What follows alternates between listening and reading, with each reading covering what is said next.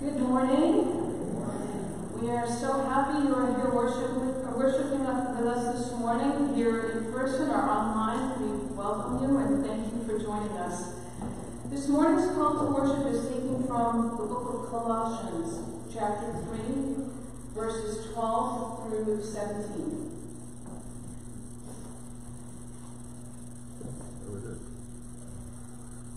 Therefore, as God's chosen people, holy and dearly loved, clothe yourselves with compassion, kindness, humility, gentleness, and patience. Bear with each other, and forgive whatever grievances you may have against one another. Forgive as the Lord forgave you. And over all these virtues put on love, which binds them all together in perfect unity. Let the peace of Christ rule in your hearts, since as members of one body you were called to peace. And be thankful. Let the word of Christ dwell in you richly as you teach and admonish one another with all wisdom, and as you sing psalms and hymns and spiritual songs with gratitude in your hearts to God.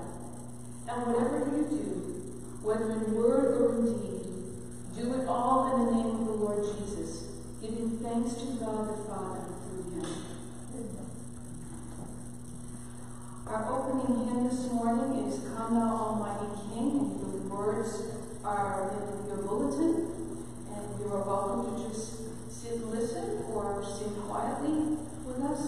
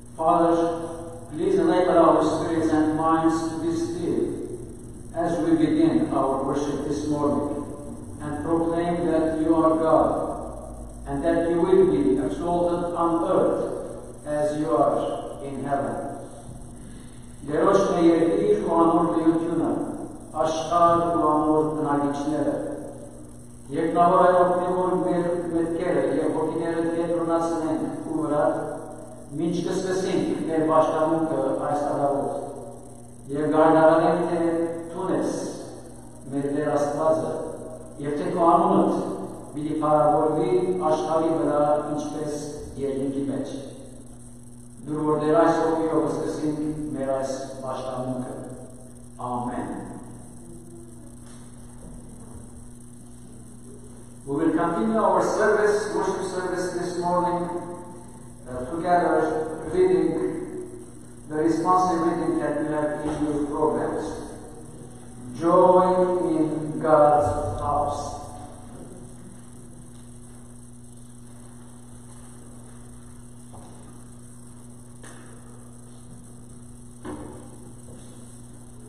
How I love your temple, Almighty God. How I want to be there. I long for the courts of the Lord's temple. With my whole being I sing with joy to the living God.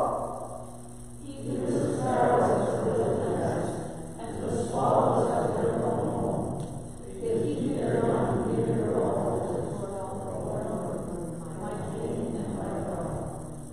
How happy are those who live in your temple, always singing praise to you. How happy are those whose strength comes from you. As they pass through the dry valley, it becomes a place of springs. The early rain fills it with pools. They grow stronger as they go. One day spent in your temple is better than 1,000 anywhere else. I would rather stand at the gate of the house of my God than live in the homes of the wicked. The Lord is our protector and glorious King, blessing us with kindness and honor. He does not refuse any good thing to those who do what is right. Happy are those who trust in you, Almighty God. Let us sing together the Gloria Patri.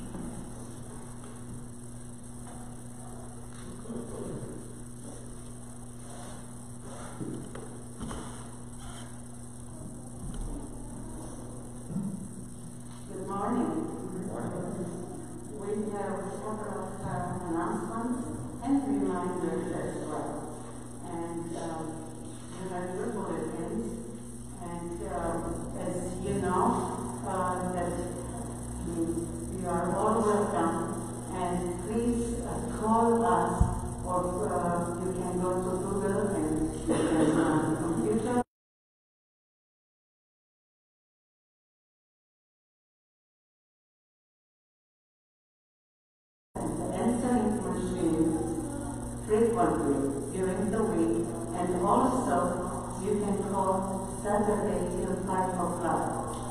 But I do check it even on Sunday morning before I leave the house, so that we know that we are at the capacity. As for, the state mandates, we have to have a certain number of people. Of course, we are not saying, okay, you are not registered, don't come.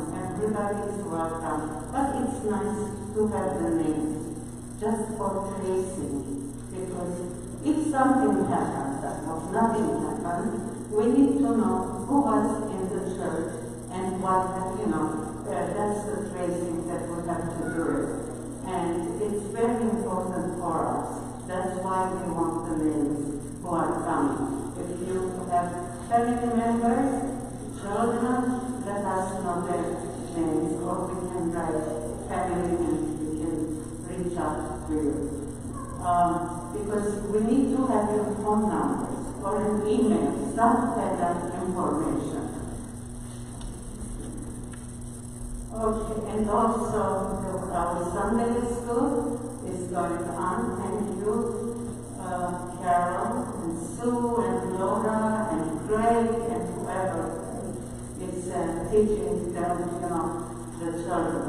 And I think the children are very happy to be here, and they are looking forward to come to Sunday school classes. Thanks a lot. Women's Evening Bible Study is continuing. We are studying the book of Revelation, and it's going to be at 7 o'clock tomorrow again. And it's going to be virtual and also in person.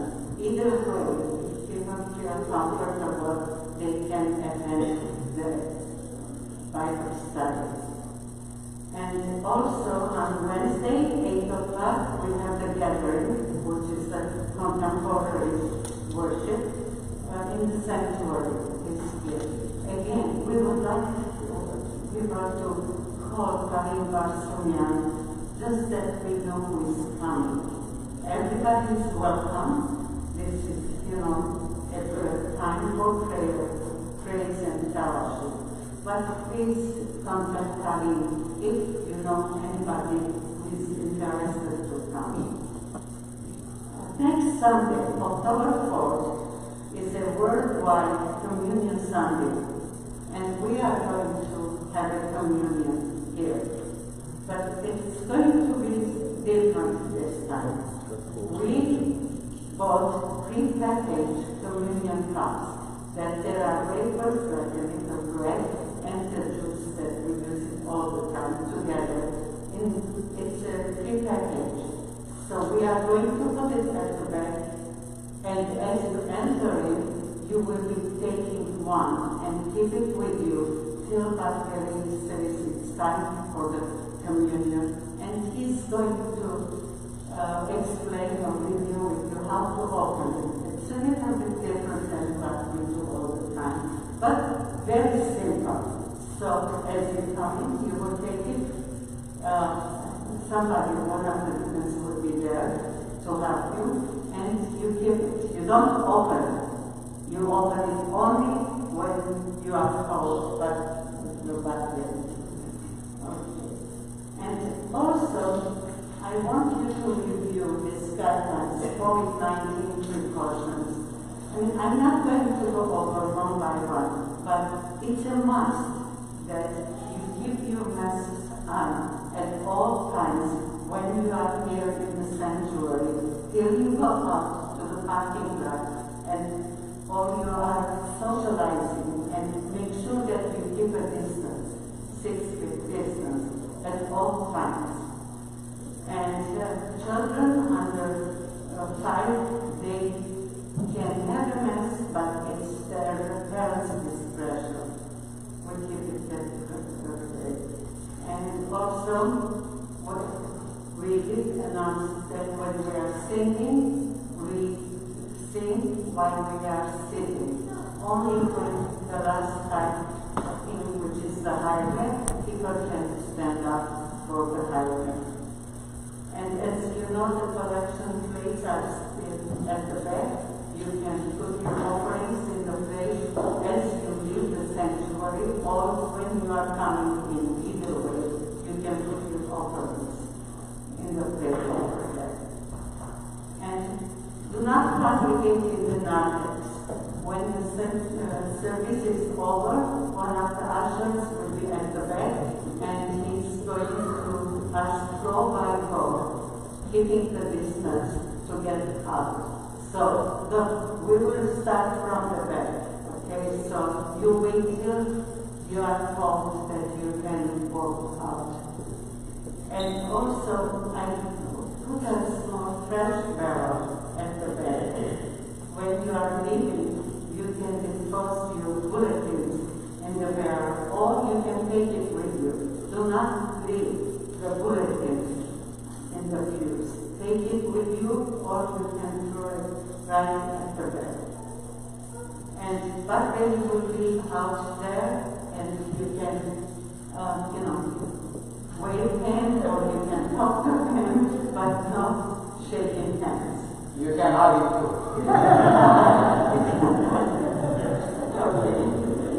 Okay, then, and the rest is very self-explanatory. But again, I emphasize, before you come, please call us. Even if you call it Sunday morning, you get up, you decide that you want to come, just call us.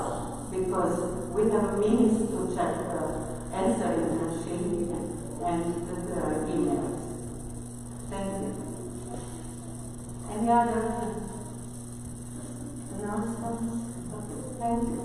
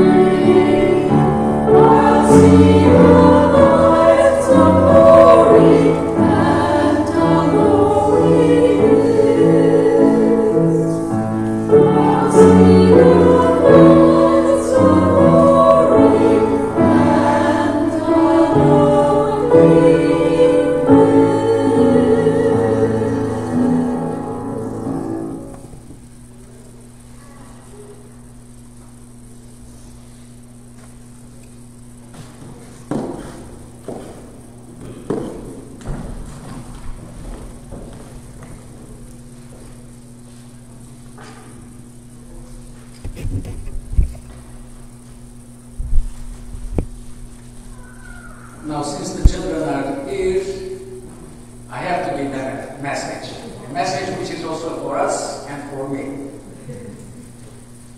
And the Bible verse this morning that I want you to keep in your minds and in your hearts, all of us, is from Romans chapter 8, verse 28. For those who love God, all things work for good. For those who love God, everything works for good. Keep that in your mind. Now I have a question. children, and also you can help us. How do you translate "it's not fair" in Armenian? Anyone? How do we say in Armenian "it's not fair"? Shidakche. Shidakche. Anartare. Artarche. I mean, all are right, but it's not exactly what "it's not fair" means. Now, our son, when he was Sunday school age, would say "fairche." He is have Armenian, have English, especially when we ask him, it's time to go to bed. He would say it's "fairche," that I'm sleeping and while you can continue watching TV. Now, perhaps kids like to go to sleep, but how about if it is Christmas morning and you go and check the Christmas tree? You know, we have gifts for you. And you find that there is one gift with your name, but your brother or your sister is getting 3 gifts. What should you say? It's not fair. Right? It's not fair. And it is normal that it's not fair.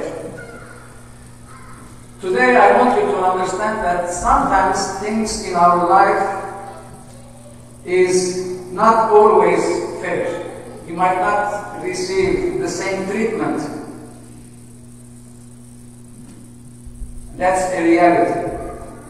Now, instead of complaining, because complaining will not do any good, I will look to God and trust that He will make everything fair for us. For as we heard in the Bible verse, it says God will turn everything. If God turns everything for the good, He works everything for the good, then most certainly God will also make everything fair for us. For God loves us, and God is gracious to us. Now, if He wanted to be fair, then we would not receive anything that we already have, a gift from God. Even if you act badly or if you're not good, God still reacts with His fairness, which is His grace. He still loves us, blesses us, and He gives us what we need. Even when we do not deserve, God gives. Is that fair? For us it might not be, but for God it is. And remember, God changes everything to the good. Even things that seem to be unfair for us, He can always turn it to be fair. That is the message for the children and for all of us. It's God's grace that makes things fair for us. Thank you, children, and now you can go enjoy your classes outside, and thank God the weather is nice, so it's not cold.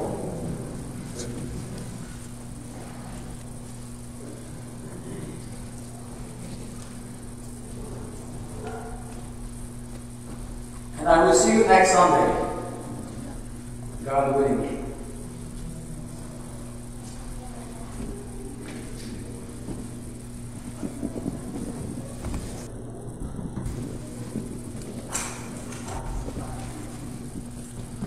Indeed, we thank God for giving us this privilege of coming together in person, worshiping Him and praising His name. And we also welcome all those who are joining us online. That's also a blessing that we have the technology to do so. We thank God for keeping us healthy and safe over the past week, and we pray that He will continue to do so. Even though we are still concerned with the virus and with other issues, we still have God on our side, and we thank Him for His blessings. As we prepare to pray and bow our heads to Him, let us continue to pray for all those who are not feeling well all those who are still suffering from the virus, those who are suffering financially because they cannot go to their jobs or to their offices. Let us continue to be patient, for this will be over too, and God will help us if we only rely on Him. And this morning, let us especially remember and pray for our homeland, Armenia. You might have heard that early this morning, unfortunately, the enemy had attacked all across the borders, Artsakh and Armenia, and there are casualties. There are some civilian casualties too, because apparently they are bombarding also civilian towns, villages, even the capital, Stepanakert. Let us pray that God will prevent a whole great war and come and intervene with His power, so that peace will come to that area. Our people have suffered enough. We have always relied on God. Faithfully we have defended our homeland, and we pray that God will also protect our soldiers and our people. We also pray to God, asking that He continuously gives us the opportunity to gather together and worship and praise His name. Let us pray. Our Father, we are so thankful that You are God of grace and love. What a joy for us that You created us to be worthy of Your grace and enjoy Your unconditional love. This morning we gather to worship. May we enjoy Your love. May we enjoy it more than ever and be worthy of Your grace. Father, it is a blessing to know that even though we are not deserving, yet You made it righteous through the sacrificial life and death of Your Son, Jesus Christ.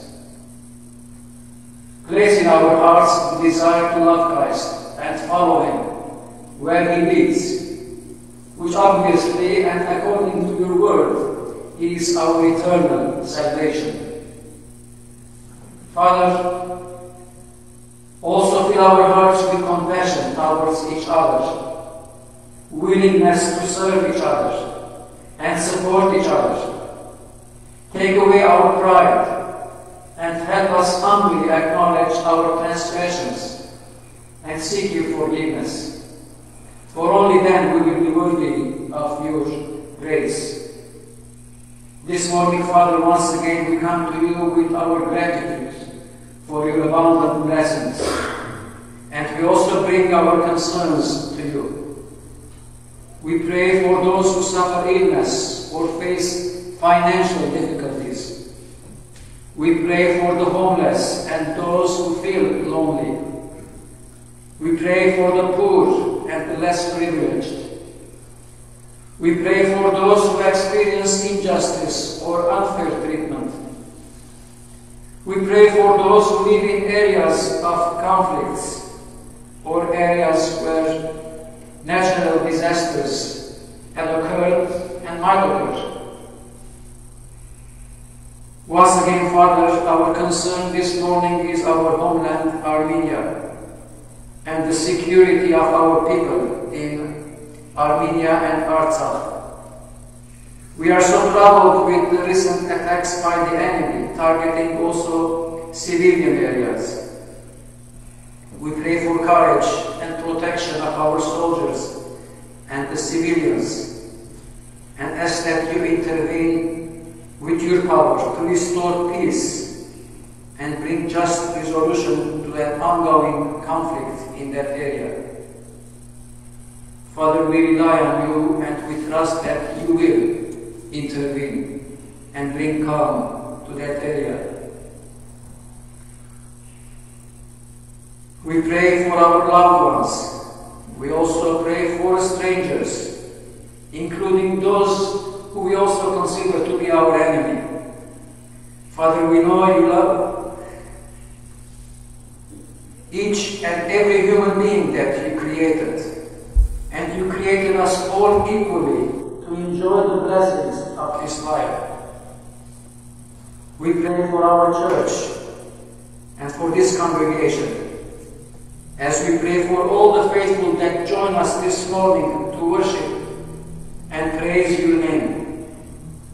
Protect us, Lord, against evil, and help us not to be casualties of temptation. In particular, Father, we pray for the bounty of your grace upon each one of us as we bow our heads and seek your mercy.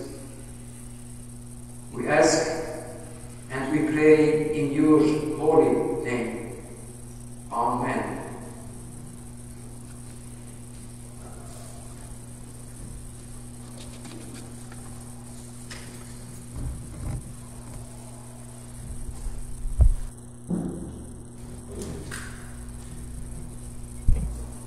It's not fair is the title of the Armenian sermon. Artarche. That was the best translation that I also found. Artarche. Այսպես կսենք, ամեն անգամ որ համը պատահի, որ մեր նախընտրած ցեղով չէ, կամ ամեն անգամ որ զարգացություն կտեսնենք հանրության մեջ։ Այս արդյունքը պիտի սերտենք երկու թեփքեր շուտիկեն, ուր մարդիկ հացել իպած Աստուծո կանգնեցան, խորելով թե Աստված արդար չէ, երբեմն իր վերապետքի մեջ։ Առաջինը մեզի ծանոթ Հովնանի պատմությունն է, որ կգտնենք 5 դարանի մեջ։ Իսկ երկրորդը այքի անորներուն արագը, որ Հիսուս խոսեցավ Մատթեոս ավետարանի 20-րդ գլուխի մեջ։ Եվ այդ պիտի սերտենք անգլերեն բարքամի մեջ։ Նախ կուզեմ կարդալ մի քանի համարներ Հովնանու գիրքեն 4-րդ գլուխ։ Պիտի կարդամ առաջին 4 համարները, բայց մինչ բակկամը գուտամ նաև պիտի սերտենք մնացյալ 12 համարները։ The scripture reading is from the prophecy of Jonah, chapter 4. I will be reading at this time the first 4 verses. And the following verses we will look at as we go into the sermon. Այս հատվածը Հովնանի փառությունը կներկայացնե Աստուծո հանդեպ։ 4-րդ գլուխ առաջին համարեն։ Հովնան խիստ վշտացավ ու ներվեցավ։ Ու դերոջը աղոտ կրավ ու ըսավ. «Ո՛հ Տեր, երբ ես Տեր իմ երկիրս էի, այսպես չսի, ասոր համար Թարսիս փախա, քանզի գիտեի թե թունդ ողորմած, քթած, երկայնամիտ և բազմողորմ Աստված ես ու չարիքի համար գցադիս։ Եվ հիմա դեր դաղաչեմ իմ հոգիս ինձ մեհար, քանզի մերնիլս ապրել ես ավելի աղել է։ Դերը ըսավ միթե այդպես նեղանալովը աղեք գնես։ Թող դեր որտե այս մի քանի համարները և նաև մնացյալը որ քիչ երբ պիտի արձագանան։ Մեր բոլորին ծանոթ է Հովնանի պատմությունը։ Գիտենք, որ Աստված իրեն հատուկ առաքելություն տվավ, որպեսզի երթա Նինվե քաղաքը, Ասորեստանի մայրաքաղաքը, և անոնց ապաշխարություն կառուցել։ Ասորեստանցիները իրենց հակառակորդն էին, և մանավանդ որ իրենք տարիներով չարչարած դարաբանքի ենթարկած։ Եվ Հովնան այս Աստուծո տված ուրեմն առաքելության համացանչեր, ամենամարալ մենք գիտենք, որ փորձեց փախչի, մինչև Թարսիս փախավ և չուզեց հետևել Աստուծո գոչին։ Եվ գիտենք, որ պատմության մեջ թե այդ փախչիլը զինք դարավ միջև մեծ ծուգիմը փորը։ Եվ հոն Հովնան զղջաց, աղոթեց և վերջապես համաձայնեցավ, որ երթա Նինվե և Աստուծո պատկանը բերե։ Բայց միշտ իր սրտին, իր մտքի մեջ այնպես էր, որ թերևս Աստված արդար պիտի վարվի և այդ քաղաքը պիտի այդ էր իր ակնկալությունը, այդ պիտի լար իրեն համար արդար։ Բայց իր զարմանքին, երբ գնաց և հոն Աստուծո պատկանը բերավ, կգարտանք, որ Նինվեի բոլոր բնակիչները ապաշխարեցին և ծովապահությամբ Աստված պաշտեցին։ Եվ Հովնան, ինչպես կարդացի, վշտացավ, ներվեցավ և ասավ, it's not fair, fair չէ, արդար չէ։ Հաջորդ համարներու մեջ կգարտանք, թե Հովնանը ինչ ըրավ այս իր պարգությունը ունենալով։ Կգարտանք, որ Հովնան քաղաքին դուրս ելավ և բարձրացավ լերաննա վրա, հոն դաղավար մշլեց, նստավ տեսնելու, թե ինչ պիտի պատահի այդ քաղաքին։ Միշտ ակնկալությունը այն է, որ Աստված պիտի պատժե այդ քաղաքը։ Եվ Աստված կգարտանք, որ Աստված թզենիմը դրավ, որպեսզի Հովնանը պահպանե, պաշտպանե, և Հովնան շատ ուրախացավ։ Սակայն Աստված նաև որդը ղրկեց, որ այդ թզենի գերավ և այդ թզենի չորցավ։ Իսկ հաջորդ տարավոտ, երբ արևը ձագեցավ, Աստված նաև կգարտանք, թե խորշագապեր արևելյան հողը ղրկեց, և այդ արևը սկսավ Հովնանին գլխուն զարնել և Հովնան գրեթե մարեցավ։ Եվ հոն է, որ Հովնան նաև դժգոհեցավ և ասավ, ավելի լավ է, որ մեռնեի։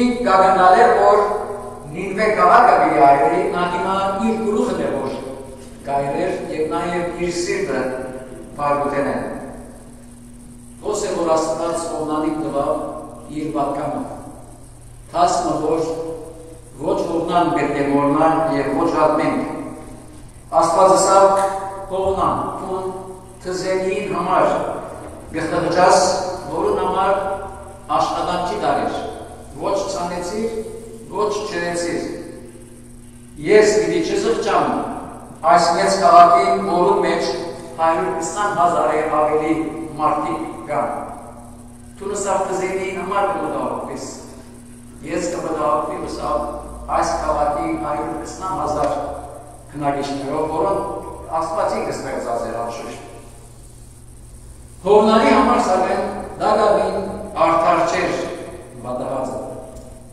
Թերևս տուն և ես համագործիկ դիգնանք Հովնանի նման պայմաններում։ Պիտի ակնկալենք, որ Աստված արդարությունն է մեր նախընտրած ձևով։ Բայց կմոռանանք, որ Աստուծո շնորհքը մեր երևակայությունն են և ակնկալությունն են վերը։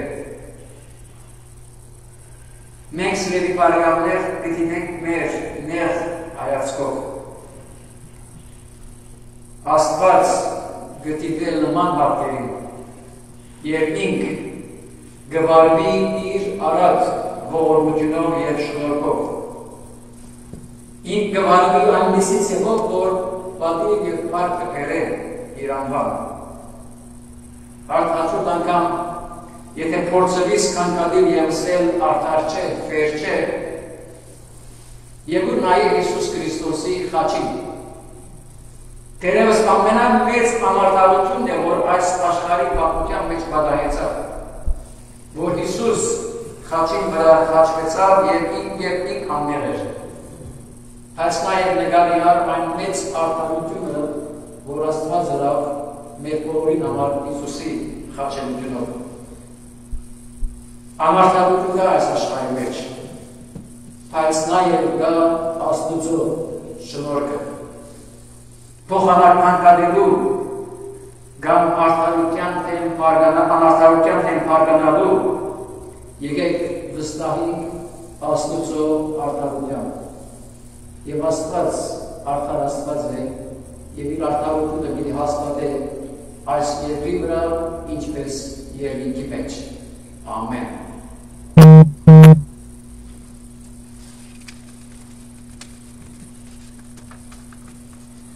This is the time that we prepare ourselves for the offering, and as it was mentioned, the plates are placed at the end of the sanctuary. You can leave your gifts, and we thank you for doing so faithfully. God bless you, and may God bless you in giving.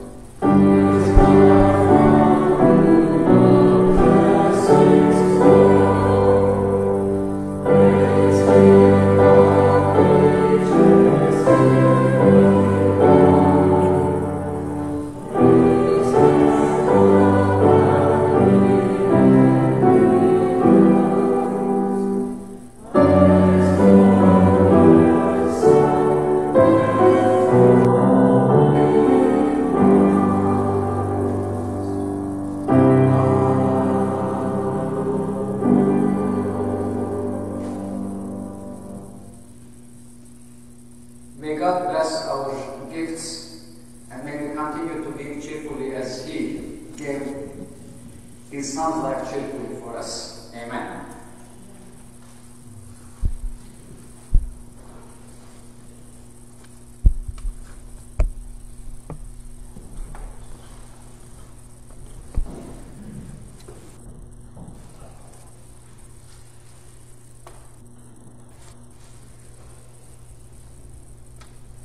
Now we'll continue with what we heard in the Armenian sermon about sometimes things to be not fair. It's not fair. While this thought process is similar to being whiny, but still we know that it's a natural feeling that we all experience here and there. Now my father died at a very early age, and I always thought it was not fair for me and for our family. Every time I saw a father holding the hand of his child, I always felt some kind of jealousy. And I would say, why would I be deprived of such feeling of joy or support that normally kids will or should receive from their father? Eventually I overcame that feeling as I experienced the love of our Father in heaven. Still though, to be honest, sometimes it bothers me, and I say it was not fair. Now let me ask you, is everything fair in this world? I mean the way you imagine or it should be. We might not have everything that others have. We are not always treated the same way others are treated. We are not always compensated with the same amount others are. You work hard to get that promotion, and then you later find out that that other employee who even didn't deserve it, he got it. I'm sure most of us have experienced such unfairness. And rightfully you can complain and say it is not fair. There is a beautiful parable that Jesus shared with his disciples while he was talking about the kingdom in heaven, which actually is about fairness or unfairness in this world. The text is in Matthew chapter 20, and I will read the first 16 verses. Now while you read, and I hope you read this parable, you will be tempted to call this parable the parable of unfair treatment, as I did, as the topic of my sermon. But in reality, it describes the fairness of our God. So please never mind the title I gave this sermon. Actually, it is the parable of fair treatment. And this is how the Bible, or Jesus, told his disciples. Starting from verse 1, Jesus said, "For the kingdom of heaven is like a landowner who went out early in the morning to hire workers for his vineyard.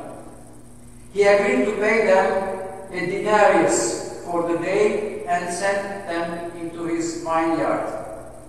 About 9 in the morning he went out and saw others standing in the marketplace doing nothing. He told them, 'You also go and work for me, and I will pay you whatever is right.' So they went. He went again about noon and about 3 in the afternoon and did the same thing. About 5 in the afternoon he went out and found still others standing around. He asked them, 'Why have you been standing here all day doing nothing?' 'Because no one has hired us,' they answered. He said to them, 'You also go and work in my vineyard.' When evening came, the owner of the vineyard said to his foreman, 'Call the workers and pay them their wages, beginning with the last ones hired and going on to the first.' The workers who were hired about 5 in the afternoon came and each received a denarius.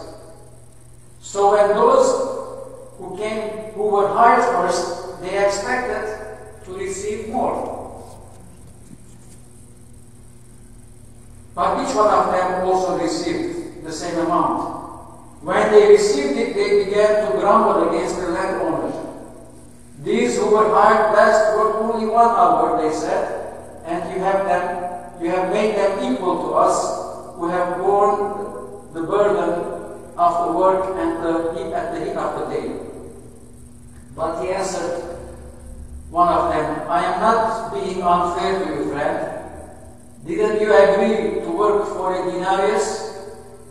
Take your pay and go. I want to give the one who was hired last the same as I gave you.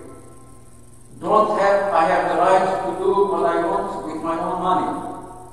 Or are you envious because I am jealous? And so Jesus concluded saying, the last will be first, and the first will be last. Now this parable is only recorded in Matthew.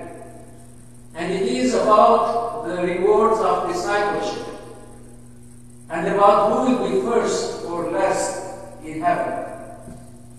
In summary, it reveals a reversal to human expectation for the kingdom of heaven. Now let me try to put some humor into it. There is the story of a preacher and a taxi driver who both die at the same time and they go to heaven. Now God reviews the record of the taxi driver first, and the preacher first. The preacher comes first, he reviews his record, and he crowns him with a beautiful hand-crafted wooden crown. Beautiful crown, handmade. Next comes the taxi driver. To the preacher's amazement, he receives a golden crown. Now what would the preacher say? It's not fair. And he says, Lord, all my life I preached your word, and I only get a wooden crown, while this taxi driver, he gets a golden crown. God answered, my son, I know you preached my word faithfully. But every time you preached, people in the sanctuary fell asleep. While this son of mine was driving his taxi, everyone was praying.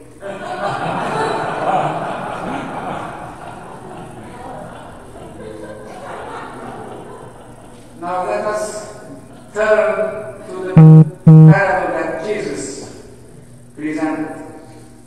Now the story is clear, but at the same time it is unexpected. For we always take for granted that hard work deserves greater reward.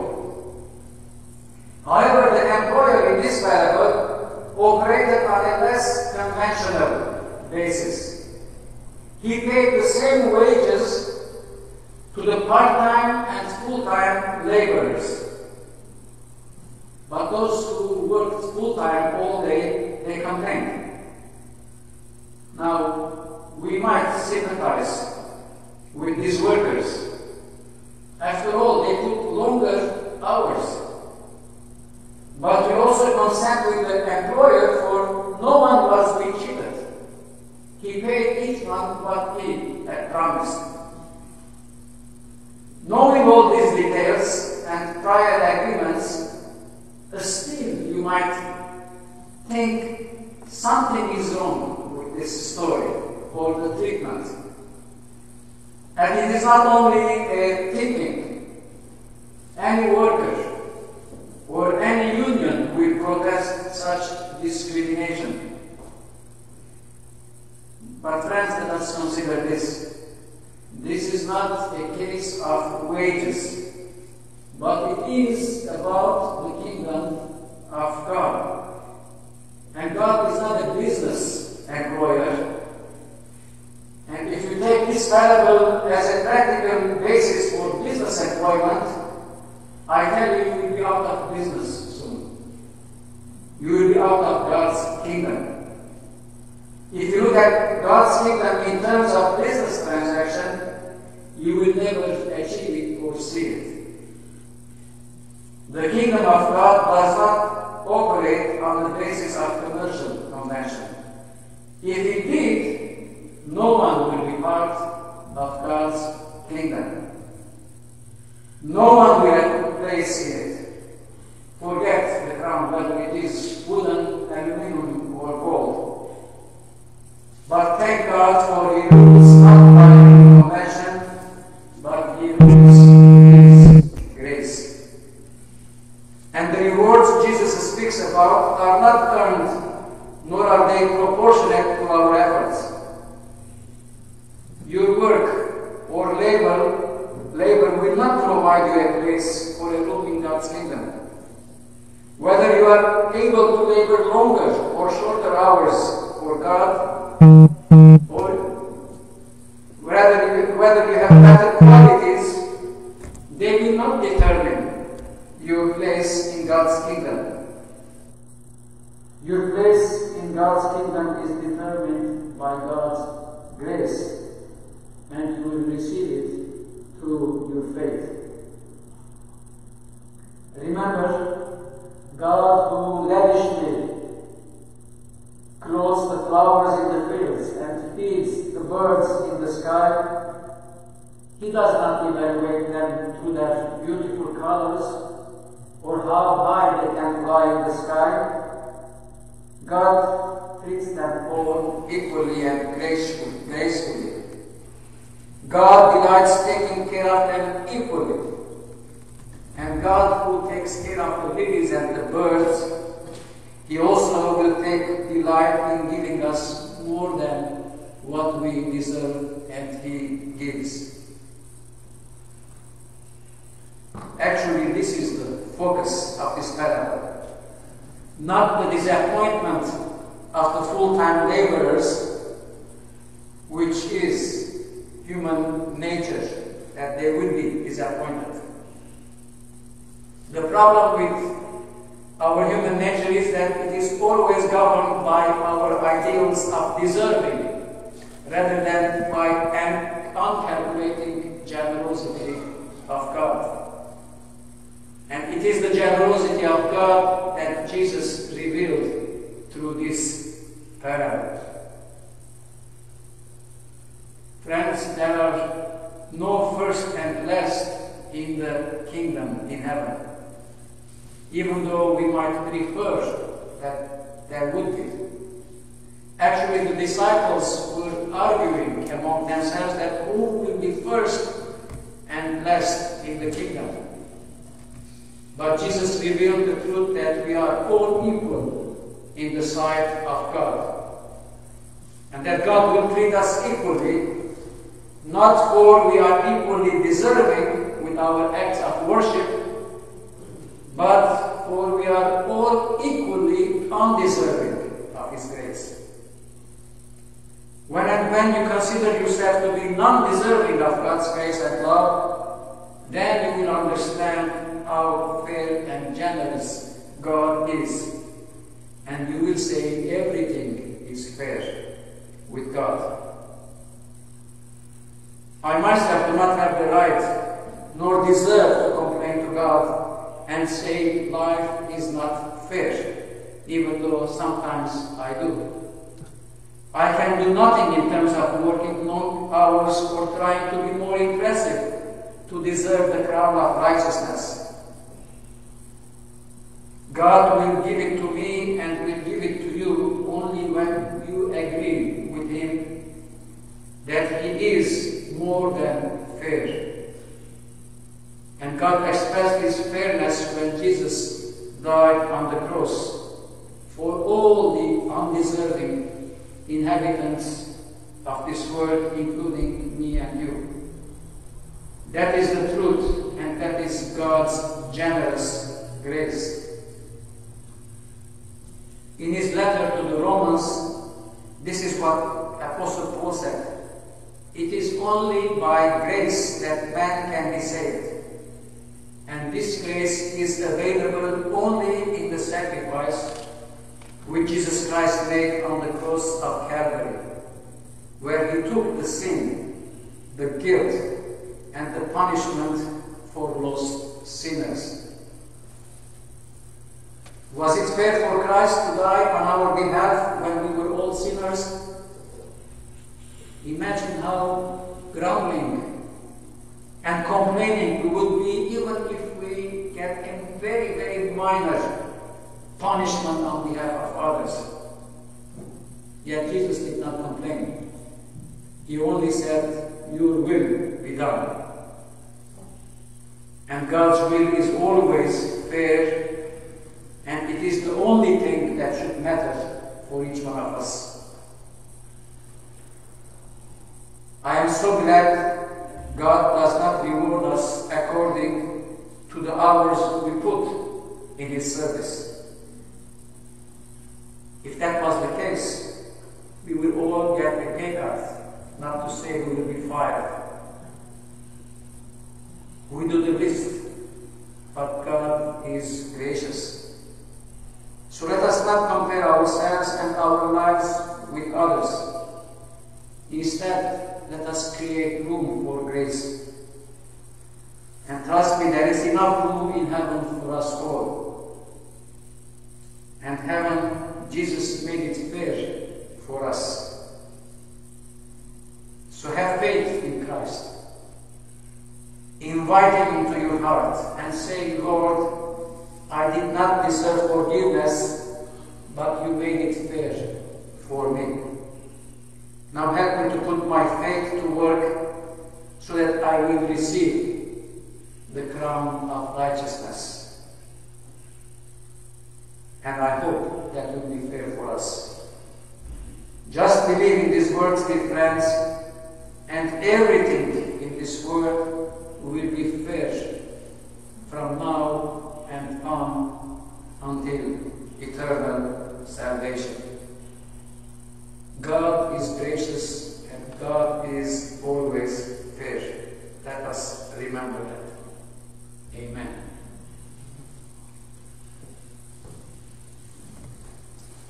We will conclude our service with a hymn and followed by the singing of the Bible. It's hymn number 85 in the hymnals, but we have the lyrics in our hands. Fairest Lord Jesus.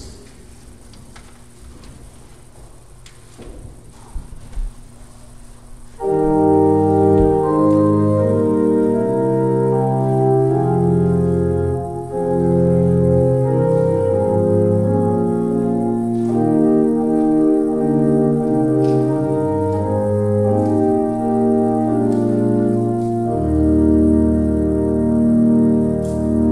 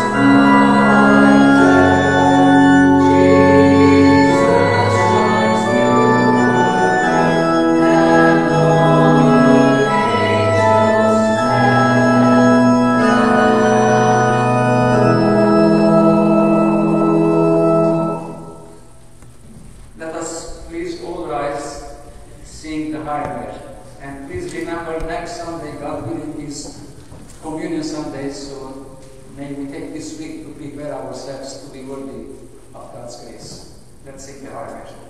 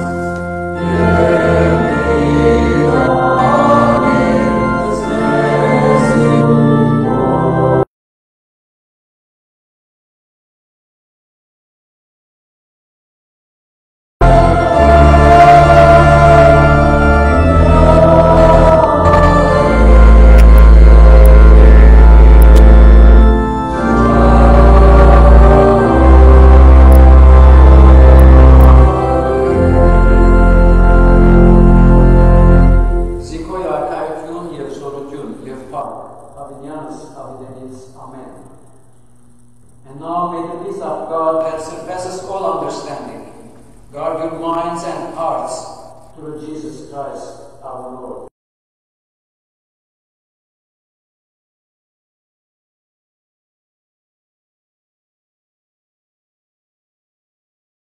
Allah. Amen. Thank you for being with us.